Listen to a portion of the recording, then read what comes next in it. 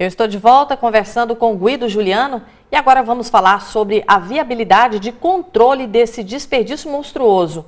Guido Juliano, o que estamos fazendo no Brasil para evitar esse desperdício? O que pode ser feito?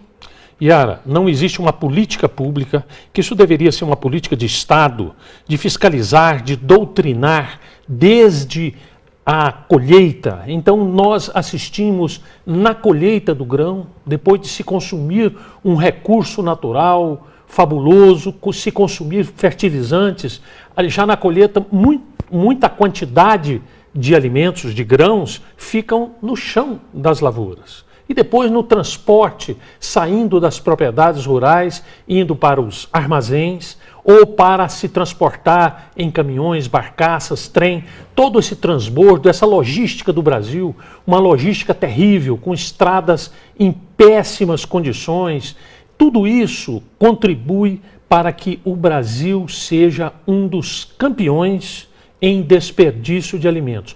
O governo federal deveria desenvolver uma política muito severa, primeiramente de educação nesse sentido, mas também desenvolver um trabalho para melhorar esse transporte. E nós temos como exemplo estradas em péssimo estado e ferrovias que já deveriam ter sido concluídas há 20, 30 anos e elas continuam aí sorvendo o dinheiro do governo federal e não cumprindo a sua função, que é principalmente transportar alimentos. Guido Juliano, essa logística, rever essa logística parece ser tão óbvio, por que isso não acontece? Eu vejo assim uma dificuldade do governo em desenvolver um trabalho sério, né? O trabalho de transportar alimentos de maneira eficiente e eficaz. Isso não acontece. Então, o governo simplesmente diz, nós vamos produzir tantas milhões de toneladas, mas nós perdemos centenas de milhares de toneladas nesses elos todos da cadeia. Isso é preocupante. Porque já é contabilizado desde a colheita, quanto que vai perder, né, de alimento? E não deveria ser, né? A gente teria que desenvolver um trabalho para cada vez menos se desperdiçar. Quer dizer, a quantidade desperdiçada deveria diminuir até chegar próxima de zero, mas não existe essa preocupação. E o produtor acaba vendo de maneira invisível uma parte do seu lucro ficar nas estradas, ficar nos transportes, nas barcaças, nos trens e assim por diante. Agora, assim, a gente sabe de iniciativas, por exemplo, de grandes supermercados que doam alimentos, né?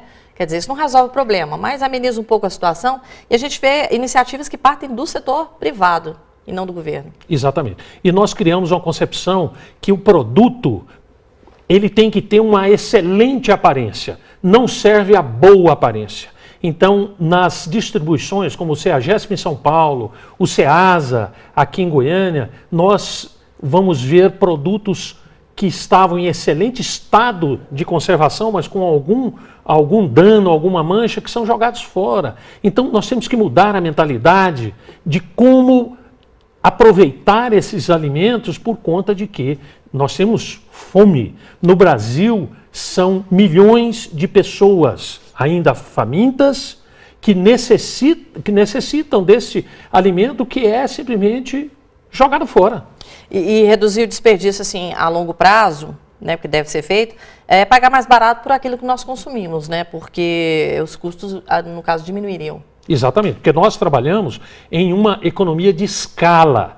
Quanto mais se produz, menos será o valor unitário daquele produto. Então, se nós estamos perdendo isso aí, nós vamos ter que aumentar o valor do produto que está sendo comercializado na outra ponta. Você acertou. Agora é uma questão de educação também, né? A gente vê o problema de desperdício na colheita, mas quando chega em casa também tem essa questão das pessoas, das famílias desperdiçarem muita comida, né? 50% daquilo que é jogado no lixo das residências são alimentos.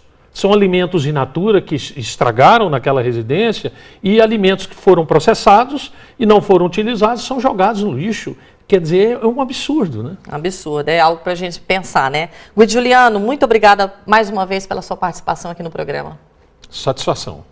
E o programa Agronegócio chegou ao fim. Eu termino com a seguinte frase: existe uma longa distância entre saber e ter consciência do que se sabe. Um grande abraço para você, um bom dia e até o próximo programa.